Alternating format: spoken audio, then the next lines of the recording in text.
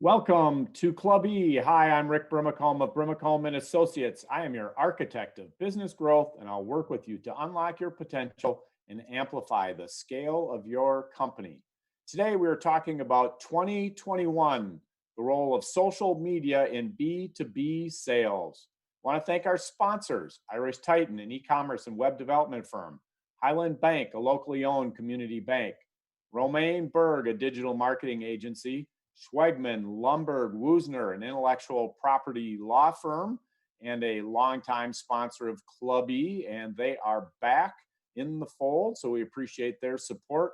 And last but not least, Voyager U, a gateway for creating your own independent work life. To participate in the comments section today, you must be in the YouTube platform. If so, please put your questions there. We will do our best to weave them in. Also, while you're there, hit the subscribe button. And if after listening today, you enjoy what you hear, please hit the like button as well. You can also catch Club E on your favorite podcast platform. All right, with that, I want to introduce today's speaker, Graham Riley. Graham is founder of Social Business Strategies. His contact information is in the comments field. And welcome, Graham. Hello, Rick. Pleasure to be here. Thank you. Yes, glad to have you. Graham and I have known each other for a long time. We've interacted on the Club E front several times, as well as interacting on the business front. We'll get into some of the stuff that Graham and I have done together in the past. But before we get started, Graham, tell us a little bit about yourself, your background, your firm, and the various things that you're up to these days. Sure. I'm originally from England. After college, I had an opportunity to work for several years implementing pan-European sales and marketing programs. And then after several years of doing that, I had an opportunity to either come to the US or work in Dubai. And so I've been here now for coming up on 26 years. Started off as a shed in IT, and then moved from IT into sales, and then sales management, and then now marketing, where I've had social business strategies since 2012.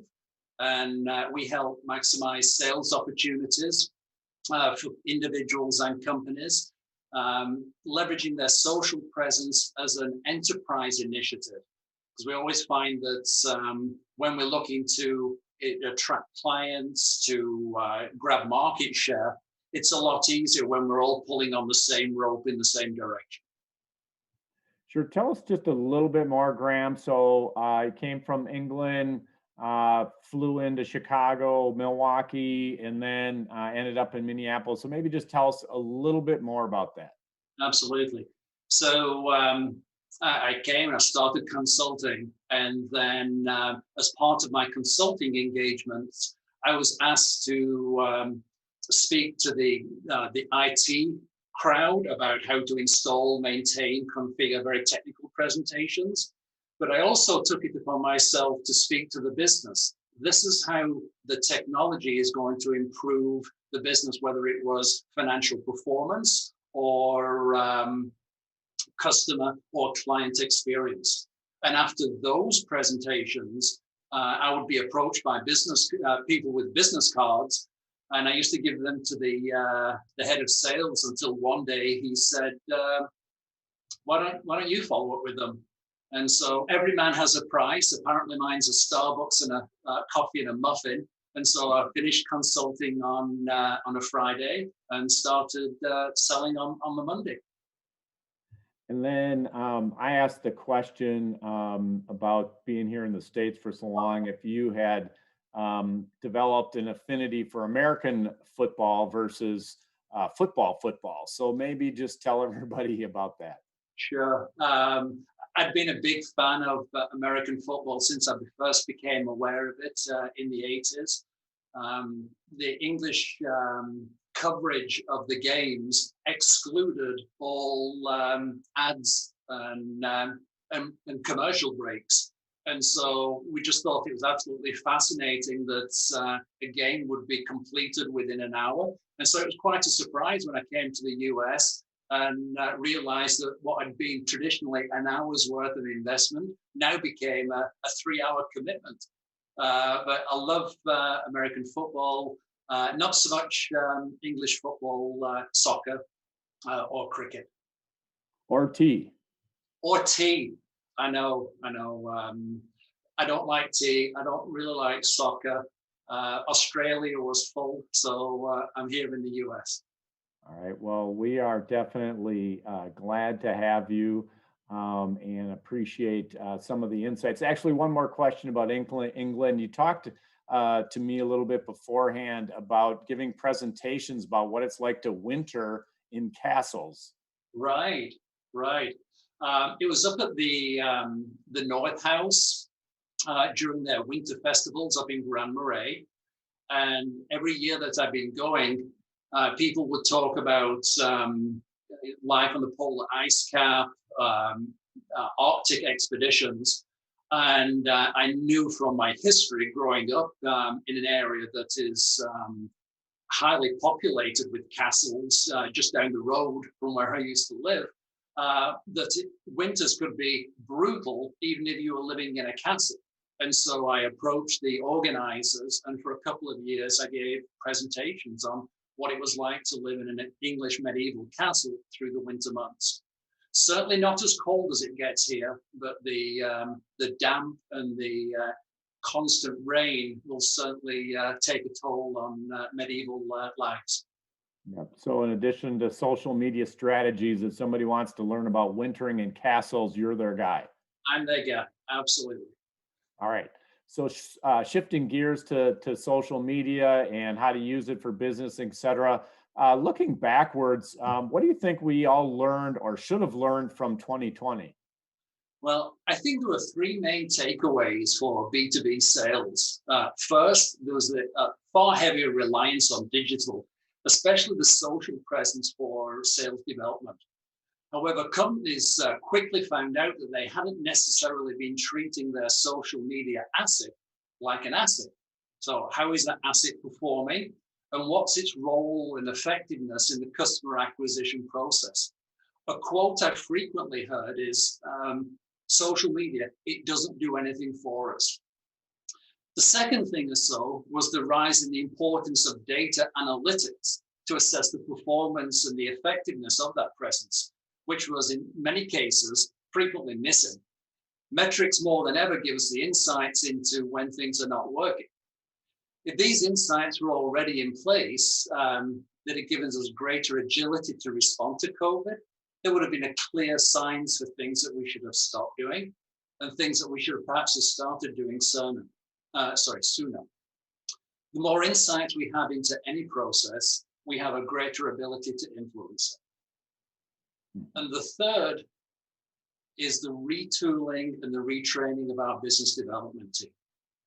We hired our sales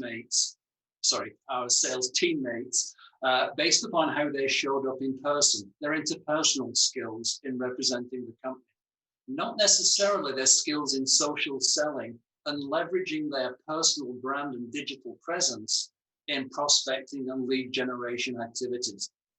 They're requiring additional support from their marketing colleagues, putting more pressure on correctly aligning the digital marketing and the sales efforts. Because if sales and marketing wasn't aligned before, 2020 didn't make the process any easier. Good points. Appreciate that.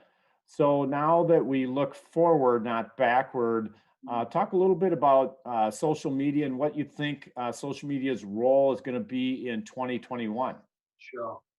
So in B2B sales or your customer acquisition process, what we're looking to do is move somebody from being a suspect, we believe that we can serve this industry or organization, to prospect, these are the influencers and decision makers, through to a sales lead, then to a client, and then the nirvana, the ultimate state is that now we have advocates, our unpaid sales force. Social media, especially LinkedIn, plays very well in the first 2.5 phases, the movement of suspect to prospect and the start of the sales lead phases, the initial conversation, that first time appointment or first time meeting. It also provides two key ingredients essential in prospecting. attention, and differentiation. These two problems we need to overcome when we're looking to initiate a conversation and start the sales process. And so the first is, how are we inserting ourselves into the prospect's attention span? And then once we have it, what are we saying to them? It's worth calling out that social media is not a B2B sales order processing system. It simply provides the opportunity for a conversation where we're talking to one another. We're more predisposed to talk to someone who we feel that we know and can help us, and we form these impressions and opinions by what we're seeing.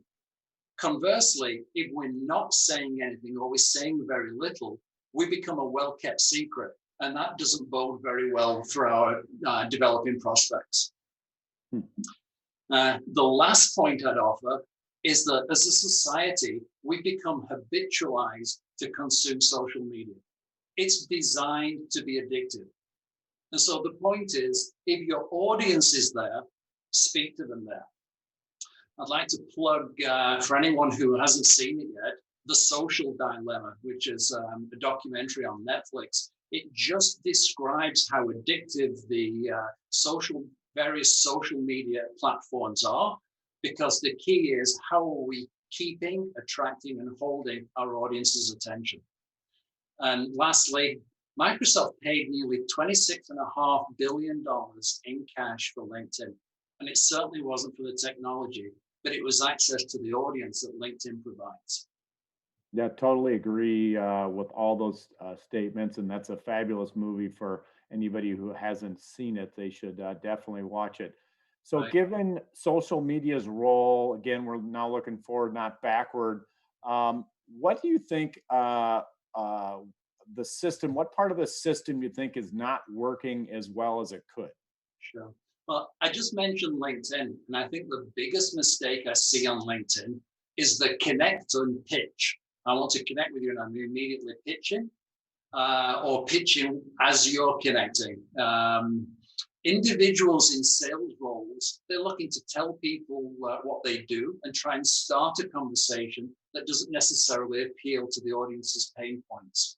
They're very much focused on the purchase stage, which means that their interactions feel very transactional, which can come across as pushy, irrelevant, or suspicious, versus it's a consultative selling approach. Also, frequently sharing too much. Once you've connected with somebody, that push to look at this video, look at this white paper, basically it's a laundry list of content that to the recipient is perceived as a list of to-dos. Initially, when we have somebody's attention, we just got 3 or 4 seconds to leave a positive or neutral impression. Presenting too much too soon speaks to someone who's focused on an activity versus a process or a system, which has the opportunity to leave a negative impression. Ideally, we are generating enough interest with our target audience that they raise their hand and say that they'd be open to a conversation. However, that's more easily stated and rather hard to achieve. Perhaps I'll illustrate with an example. The 3 to 4 seconds, think of it as the attention wedge. You start off with just a few seconds at the start, and whatever you're sharing there, you're looking to earn the right for 10 seconds of attention, 20 seconds, all the way up to securing that first introductory call, perhaps at 30 minutes. A nice movie example would be, I've got the poster, I've got the trailer, and then the movie.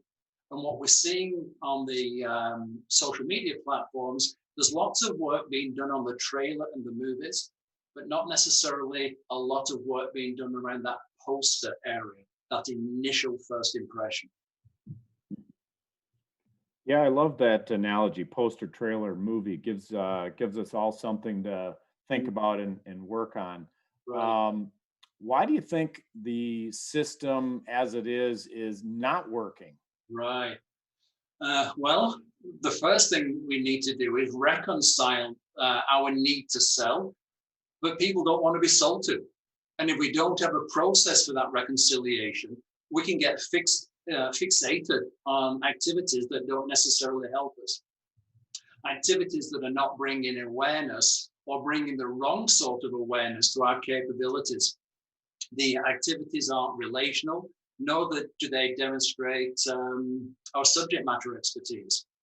I've got an example of I was being pitched by somebody from a company whose business was lead generation. And I would get the emails and notifications inside of LinkedIn until one day I just got a phone call, and the gentleman said to me, "Hey, Graham, do you know anybody who needs lead generation services?" Which amused me, but I thought illustrates this point. So we know the answer that spray and pray isn't going to do it, since we personally ignore, delete messages that we find annoying, but we persist. So the question is, well, why do we do that? And I think we can explain that by the bad ways just feel more productive. Since we get to report at the end of any day that we've completed hundreds of sales activities, we think that will get us the results faster, but it won't, and it tends to alienate our audience. The second thing to reconcile is there needs to be consensus on our customer acquisition process between sales, marketing, and the executive team. A process that mimics real life, one that's easy, relational, and natural. When I've attended your events, Rick, at Club E, what I noticed is that people show up. And what I mean by that is they're prepared to come to the meetings. They look very professional. And before the presentation starts, there's this networking where people are being polite, professional, and courteous. That sort of interpersonal check-in before the conversation then evolves into business topics. So social selling on LinkedIn isn't hard, but it is different. You can build a relationship, get conversations started, and attract clients through what you're putting out there. First, in how you choose to show up with your profile. And secondly, once you are there, it's what you're saying with your content, particularly your posts or your articles. And I ask you to think of those as the posters from the movie analogy. I think that's all I've got to say on that one. Okay. And then you touched on a couple things that I wrote down that struck a chord with me. Number one, the concept of being not so transactional and more relational. Maybe just spend another moment or two on that. Right. Well, when it comes to how we're looking to engage with our audience, when we're in a business development role, it's like we're programmed to say, this is what we do for our business. How can I share? This is how we help. This is what we do. If I feel that I know, like, and trust somebody first, then I'm going to be far more open and attentive to hear what they say about what they do. We've established a credibility and a rapport that doesn't feel threatening, and I don't feel that I'm being sold to, because we've checked in, we've had that check-in, with forming that relationship in its early phases. And then another thing I wrote down, going back a little bit further, but I love the term attention wedge. Talk a little bit more about that. Right. So I find it fascinating that attention spans are getting shorter and shorter and shorter. And very often we see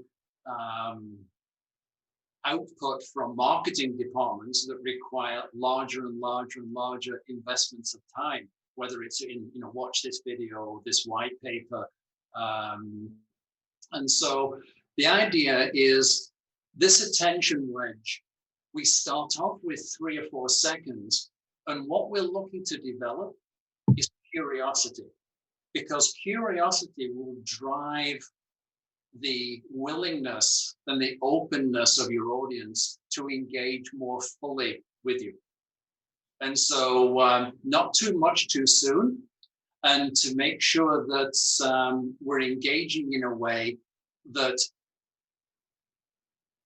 has a more measured cadence versus an urgency. And I understand that from a sales perspective, you've got monthly, quarterly objectives to reach, but I'm going to buy in my own time for my own reasons versus your schedule and for your reasons. So I want to drill into that a little bit more, but just a reminder to our audience, if you'd like to submit questions, we will try to get to those later. But in the comments field of YouTube, you can submit a question, and Graham and I will try to get to it here during our talk, although we did put together a bunch of things that we have for you today. So we have a good list of questions that we'll continue to work through, but we'll try to add yours if you would like to participate. So let's talk a little bit more about that measured activity versus being urgent, and a salesperson having their time frame and agenda versus a buyer. So what does somebody do who's in sales or business development? What do they do given all that you've been talking about it? Right. So to build that predictable, robust sales pipeline, it's the accumulation of many little things done well consistently over time. And our focus should be on being a helpful, useful, and informed resource to others. So the many little things done well. There are 4 of them. First, one client. Who are you trying to reach? Secondly, one problem. What pressing pain do they have that you can help solve? Thirdly, the message. What content, whether it's a message, an article, or a post, that speaks to helping? One offer. What can you offer them that they need? This provides focus. Focus so that you can land and then expand. We're breaking down the process into, are we saying the right thing to the right person on the right platform at the right time? Lots of good stuff there. So why don't you go back and backfill some of the stuff. So what I wrote down here: one client, one problem, one message, and one offer. Tell us a little bit more about that. Right. So the one client, for 90 days, you asked, what can I do as a sales professional? And so I'd offer for 90 days, focus on those 4 steps and start off with utilize LinkedIn's Sales Navigator to identify the audience that you wish to serve. Now, for anyone who's not familiar with Sales Navigator, it's a tool that sits on top of LinkedIn.com, and it's really a query engine. It helps you query the LinkedIn database, because when it comes to identifying your audience, you want to be able to search by job title. These are the decision makers, or these are the influencers in the buying process.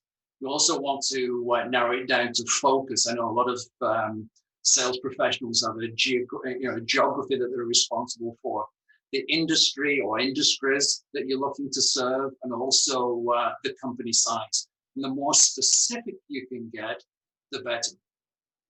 The one problem. The problem is the gap between where people are today and where they want to be. And if you know how to solve it, if they knew how to solve it, there wouldn't be a gap. And this is where you position and you start to differentiate your service.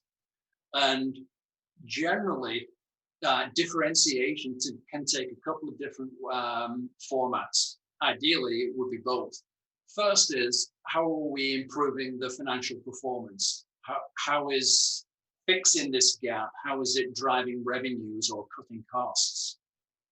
The second is, how are we improving the customer or client's user experience? The gold standard would be, this is how your product or service can help your customer's customer. making sure that the clients you wish to serve, that it's easy for their clients to do business with them. And we know that happier customers spend more.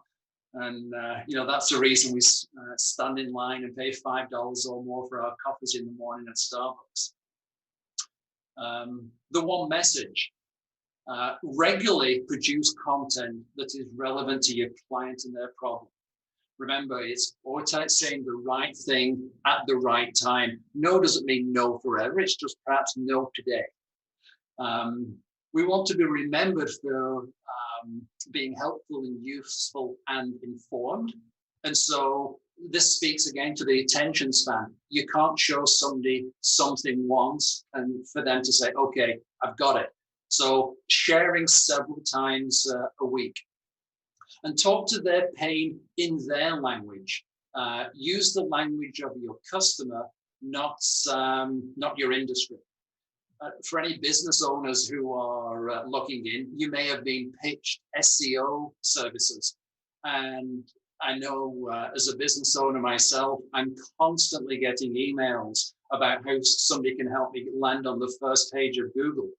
But when you read the emails or the messages inside of LinkedIn, it's an alphabet soup of technical jargon. And that's not how I'm thinking about my business. So there's a disconnect between the intent and the message and where the audience is. Also use metaphorical content to make your point. I personally like to use the analogy that we help companies with their LinkedIn presence, rather like a vehicle to get you from where you are today to where you want to be. And we manage that vehicle. We're the mechanics under the hood. Our clients are always the driver, but we just help them get where they want to be faster. Also provide examples of people like them that you've helped. Most importantly, engage them as people. Be you first, because people buy from people. And I think it's worth noting here, Rick, that as you look at the posts that you and Club E, Brimacombe Capital have put out, one of the most highly engaged posts was where you are getting the bullseye throwing an axe. Yeah. That created a lot of interest, and I best not mess with Rick, because he's an eagle eye when it comes to landing an axe on the bullseye. So that got a lot of attention, and it opened up the opportunities for conversation. And that would have been in, and I wrote it down earlier, in the know, like, trust bucket. That's absolutely right. Know, like, and trust. That engagement shows some of your personality. And then, sorry, go ahead. Sorry. No, the one offer. I understand that there may be many things that you can do for a client, but don't have it as a list of, we can do this, we can do this, we can this, stop me if anything interests you. Focus on the one thing so you can build awareness. Remember, for somebody who has yet to meet you or has met you just online, we're still at the very thin end of the wedge. So we're building awareness as to who we are and what we can do. If you're having this problem, we can help with that. Demonstrate the value of having a conversation. And just consider this one offer as the entry or entree point into a relationship where you can land and expand. And then you can focus on the cross-sell, upsell, as you gain greater insights into the client and their business. Yeah, and then you said another thing I wrote down was the no doesn't mean no forever. It's just no today. Right, right. So that process, always saying the right thing on the right platform to the right audience at the right time, each one of those are variables that you should be looking to constantly adjust. And whether it's messaging, targeting, the cadence, the frequency of what you're sharing, what you're looking to do is to make sure that as you know more about your audience, that you're capturing that in your messaging and your targeting. I did mention use the language of your customer, not necessarily your industry. what we've found very useful in helping clients with their messaging is to interview their advocates, their referrals. Why do you do business with Rick? What differentiates Rick or any of our clients? Why have you worked with them for 5 or 10 years? What they tend to articulate is the impact that they've been able to bring to their business. Whether it's clarity of thought, improved outcomes, it's just a very different language of what they were able to do with me, for me versus what they actually did. What about the cadence of the know, like, trust versus things that are a little bit more salesy or into the weeds about the product? Right. Or service. Right. And so when I share things several times a week, it's nice to have a mix between this is me, throwing axes, the know, like, and trust, or it can be a Christmas message or New Year's or Thanksgiving, or something that you're doing that's fun, that gives people insights into what you're doing outside of the business world when you're not on the clock. Also start to blend in there topics related to how others have benefited from engaging with you. Because if you help your audience understand what is the problem, why is that problem important, and then here are some solution agnostic ways of solving it. And what I meant by solution agnostic means I'm not turning up and the only way to solve this problem is with what we have to offer. Because if you have a hammer, then everything starts to look like a nail. So you start to build that reputation of credibility and thought leadership, where you're sharing, you can solve this problem in one of 2 or 3 ways, and here are the pros and cons of each way. Reminder to everybody, you can submit a question. We will get to those in a little bit. I know that we already have a couple. Please participate in the comments field of YouTube if you happen to be there. So Club E's got a lot of business owners, executives. You touched on a little bit what a sales exec or a business development person should do. What should a business owner, company executives do given the framework that you've been laying out? Right. I think there's a couple of key points here. First, recognize that you should be the brand champion and thought leader for your company. Nobody should be waving the company flag higher and prouder than the business owner. Your engagement drives credibility. If you're sharing thought leadership and this is how we do business, this is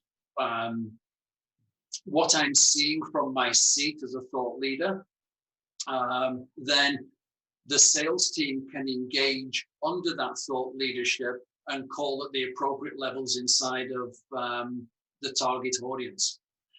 Very often I'll hear executives say, I don't do social media. Then I'd offer, well, don't touch social media outside of work. But the cheese has definitively moved when it comes to how to reach and engage with an audience. We mentioned the social dilemma earlier. Social media has become addictive. If you personally don't want to use it, good. However, if you're looking to get your name recognition for your company to show thought leadership, then your participation is actively encouraged. So I think your leadership is critical and lead from the front. The second is manage the strategy. What gets talked about, what gets measured, what gets recognized, gets done. And for any executive on the call, sales and marketing teams, these 3 questions. What do we need to start doing? What should we start doing? And what do we need to keep doing? Social media isn't a job just for the intern. Social media should be a key component of your customer acquisition process. I don't necessarily need a secret system, but we just need common sense in our system. I like that. Common sense, not necessarily secrets. Right. So we do have a couple of questions. I'm going to batch those, I think, here because we've got a couple more things I'd like to get to. Graham, you and I have made good progress together working on my business. Talk a little bit about a case study or studies that might illustrate this model a little bit more. Sure. So we started off by looking at what wasn't working in 2020. And in April last year, I received a call from a business owner, and she shared, I have a biomedical company. I've got products and services that could certainly assist with the research and solutions for the COVID pandemic. My phone is not ringing. And so this should be our prime time, yet we're a well-kept secret. Now, what we started doing was, first of all, let's establish the business owner as the subject matter expert, sort of set the stage. Now, very often people start off with their LinkedIn profiles that are applicable for their next employer. And so if you're in business development, it's all about cold calling, prospecting, selling, negotiation, etc. But once you have that position, if your profile is still set then to serving your employer, not necessarily the audience that you now wish to serve as a business development professional. So there's changes that you can make inside of your profile that speaks to where you are now. So set the stage, establish yourself as a subject matter expert. Step 2, put bums on seats, meaning that the audience that you wish to serve, the influencers and decision makers, start filling up your first level connections with the people who can potentially influence or purchase your products and services. Very often, if we look at our profiles, it's just an accumulation of people we've had since we first set up LinkedIn, family, friends, ex-colleagues, etc. And we may have been in an organization where we were heading in this direction, and this new organization is heading somewhere completely different. So this audience over here, how am I attracting people into my network? So build out your first level connections. The third is, now I've got an audience, I need to engage with that audience. And so there are the 2 opportunities. One is with your content strategy. These are your know, like, trust, your thought leadership posts. That is the one-to-many. The second way to engage with your audience is messaging. What am I saying to individual members inside of my network that is going to further promote that I'm a helpful, useful, knowledgeable resource? So through initial 90-day, April, May, and June, we started to do all of those things. So profile is up within the first 4 weeks, engaging with that audience. And then by the end of June, the start of July, the phone started to ring. By the end of July, we'd gone from no phone calls to 98 people who had raised their hand and said, I'd be open to a conversation. And then we were tracking all of this. And what we noticed was the owner didn't have enough time to actually get to everyone. And then August came around, and now there's 120 people. And then every month there was more and more people who would raise their hand, who wanted a conversation. And then the challenge went from how am I finding people to speak to, or who wants to speak to me, through to how are we triaging these sales opportunities through our sales process. And that's when we started to introduce a CRM and put more rigor and process around the sales prospecting model. Which brings us then to December. The business owner sold her company. And she said, I had a great story to tell them when it came to my sales and marketing model, to the point where each one of the many little steps done well consistently over time, she had thoroughly documented. And so now it actually became an ISO standard that they held themselves accountable. Remember, as an executive leader, what gets talked about, measured, and recognized gets done. This was a great example of it. And now she's moving on to the next chapter in our life. Perfect story. Everybody won. Absolutely. That's how it's supposed to be. So, who does this system work for, and is there such thing as an ideal client? Okay. So if you have a LinkedIn presence, and from that presence, you can see that your clients are, or the clients you wish to serve are active on LinkedIn, and a conversation is required to close a sale, then this is for you. Regardless of the size of an organization, it still goes back to the fundamental problems that we're trying to overcome when we're prospecting.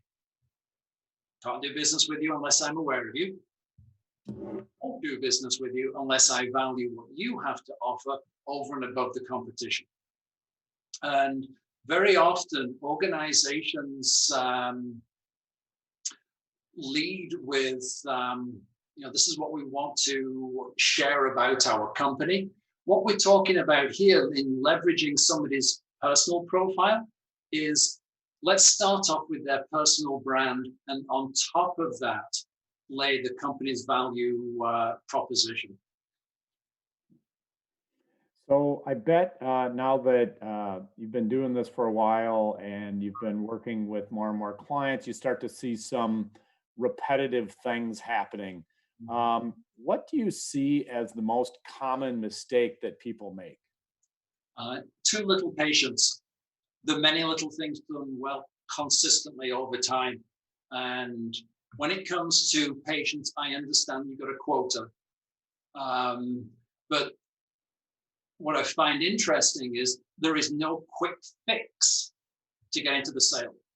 I mentioned at the start that I came from a technology background and I wasn't trained in sales. And so when I went to sales training, I paid attention and they laid out, here's the A to Z to close a sale. And having come from a technology background, knowing that if I followed the A to Z, when we went live, then there's a chance that all the systems would work. I was one of those guys that read the manual before installing anything. And so when I flipped the power button, then, thick lights came on. But what I found when I was in the sales training is everyone agreed, yeah, that makes a ton of sense, in the A to Z. But once we got back selling, everyone immediately became focused in the X, Y, and Z, the fun zone of the sale, where I'm working somebody and I'm putting a proposal together and I'm signing on the dotted line. Everything that preceded that training didn't stick with them. It seemed that there was a disconnect between what they were advised, this will help you be successful, and the reality was they just spent a lot of time trying new things out for themselves, constantly fixated with that last leg of the sales process in the signing on the dotted line. That makes sense. And then for somebody who is thinking about getting started, Sure. what's the one thing that you would do maybe to get them just on the journey, right? The 1,000 miles starts with the one step. What would be the one thing that you would suggest that people get started with? Sure. So whether it's the plan I shared, the one client, one problem, one message, one offer, or it's any plan, just have a plan and then provide rigor to its review. And so if you feel that you're comfortable in doing something different than what I've been sharing, that's great. Just make sure that at the end of every month, what should I start doing, and keep doing? It's that constant review that's going to take the opportunities for those meaningful conversations from bottom left to upper right. Okay. All right. So we got a number of questions. I'm going to kind of try to weave our way through those. And so, Graham, maybe I'm looking at 4 or 5 here without doing a dissertation on every single one. Mary asked a question: how often to post on LinkedIn? You kind of touched on that a little bit, but what's a short answer on how often to post on LinkedIn? Right. I would offer that you post 2 or 3 times a week. And I absolutely get it, especially when you're in a business development role. Who has time for writing content? Very often I'll see people post and they're just simply posting something that somebody else has shared. It's very quick, it's very easy, but when you notice how many people have engaged with it and how many views, it's quick and easy, but it has little and sometimes no engagement. The flip side is that you create custom content. You put your heart and your soul in. There's a heavy investment in time. The nice balance is when you're leveraging somebody else's content, but what you're applying is your subject matter expertise. For example, top 10 lists. Do you agree that these are the top 10? Is somebody missing something? Are you sharing, this is what I would add in addition to? In knowing and understanding your insights and how you think about problems is a way for people to, again, give you that name recognition. And when you're talking about something consistently, then there's more opportunity for that message to stick. That, when I have this problem, this is who comes top of mind. And then I asked the question earlier, but tying it into your answer here. So if 2 or 3 times a week was a rough cadence, what about the know, like, trust relative to that 2 or 3 times a week? So if you're doing it over a month, that's 8 to 12 a month. So how much of the know, like, trust should somebody do? 2 to 3. Okay. 2 to 3. Okay. It's nice having that mix, but the one theme is consistent. Who you are and the problems that you're looking to solve, the way you can help. Basically, don't wait to provide help. Don't wait for permission to be that consultant. You feel that you've got something to share that can help people get from where they are to where they want to be, then share it. What about a question from Sky: balancing or merging your personal with your work life while trying to remain authentic? So it's a little bit of the know, like, trust, but slightly different. So again, how do you merge or balance your personal life with your work life online? Right. I would offer that the last 12 months or so have made it really hard to do that. If you are specifically looking at how am I balancing my messaging for business development, then I would say complete your profile by using language that speaks to the things that you enjoy doing. That authenticity of how doing the things that I enjoy, how did it make a difference to the organization's financial performance? Doing the things I enjoy, how did it make a difference to the customer or client experience? Because nobody can debate what you enjoy doing. That's very unique and authentic to you.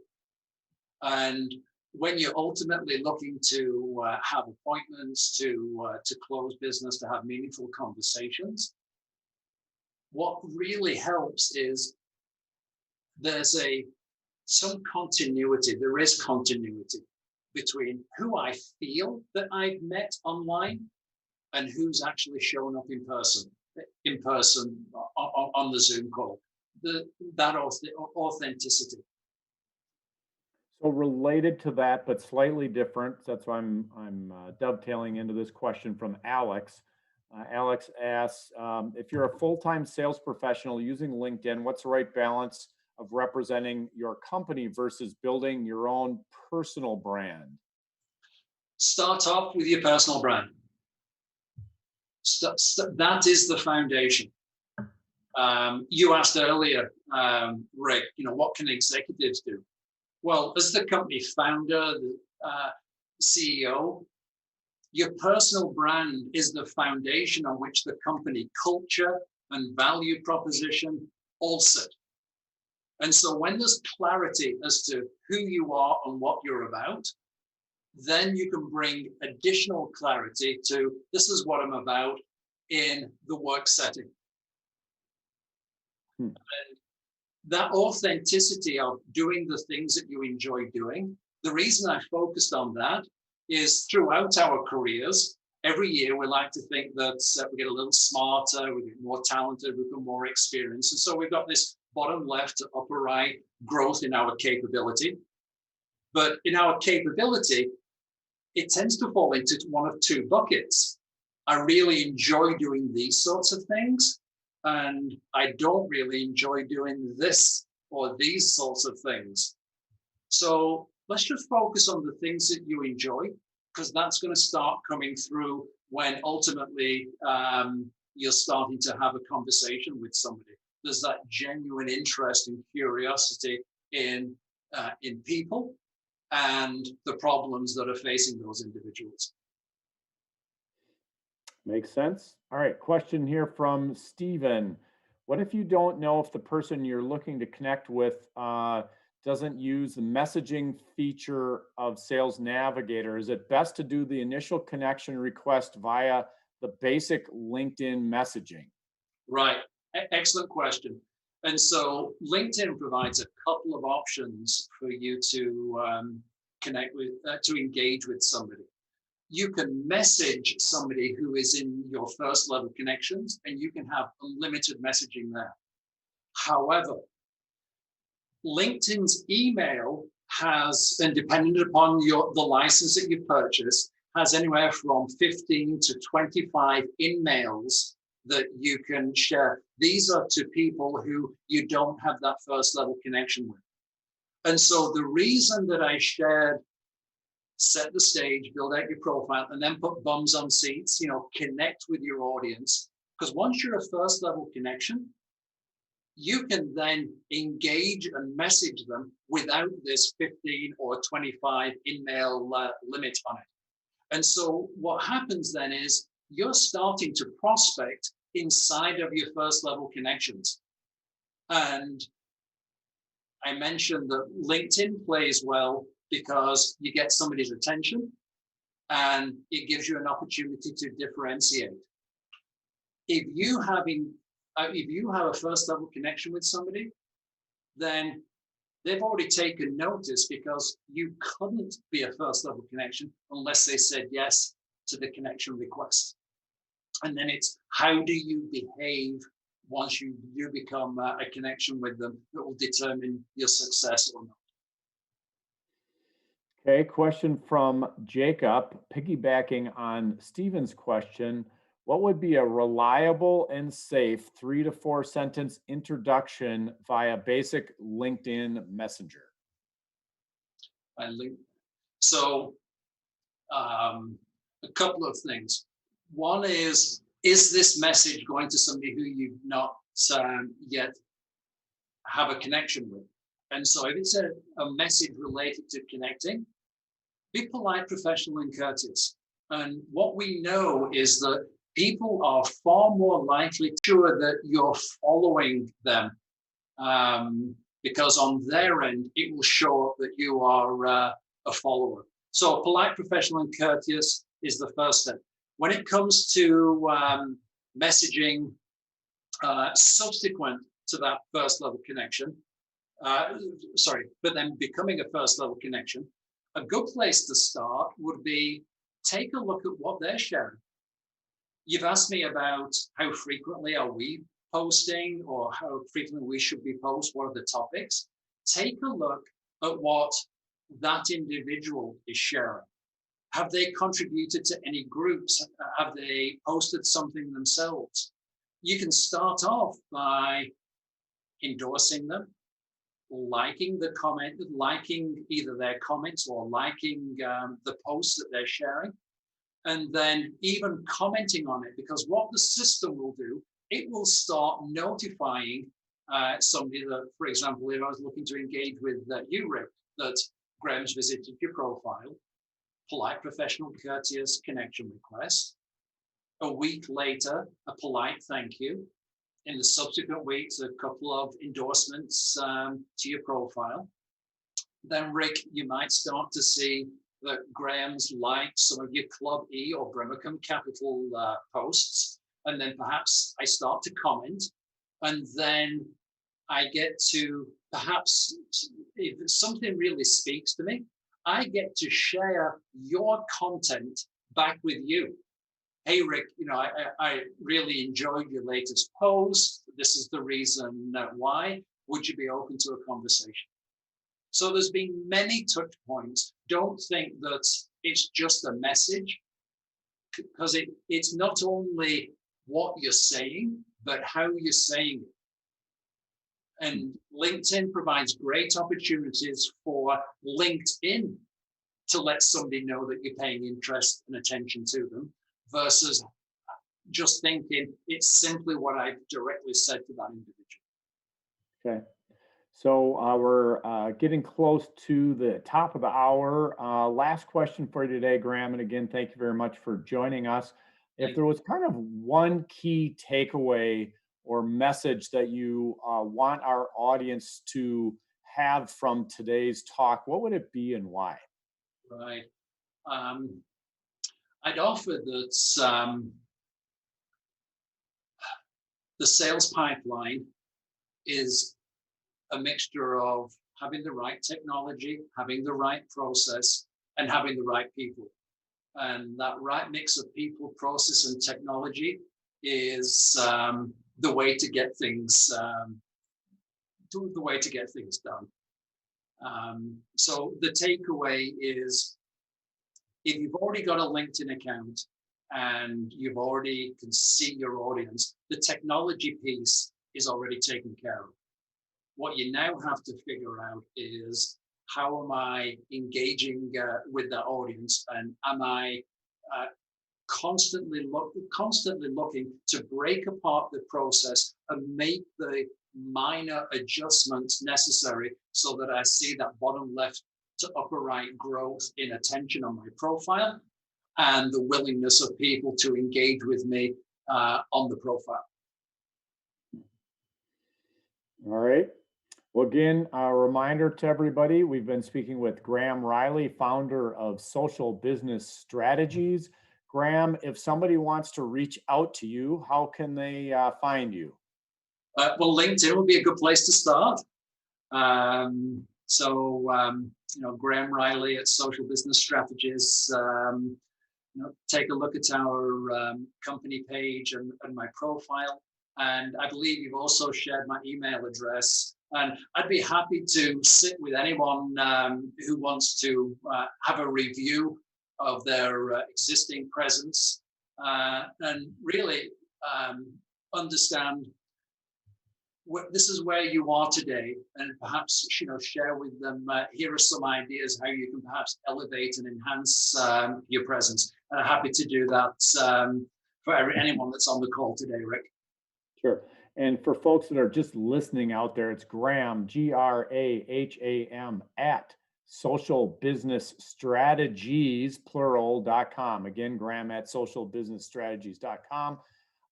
Graham, it's been fun interacting with you over the last couple of years. Appreciate your ongoing support of Club E. Appreciate the work you're doing with me. And for our audience out there, Graham definitely can help you grow your business. Feel free to reach out to Graham, as he has been kind enough to offer up his time to anybody in the Club E community who would like to connect with him. So again, thank you very much, Graham. I trust you'd come back with us. Absolutely. All right. Thank you. Thank you again very much. Thanks. Thank you. Bye-bye.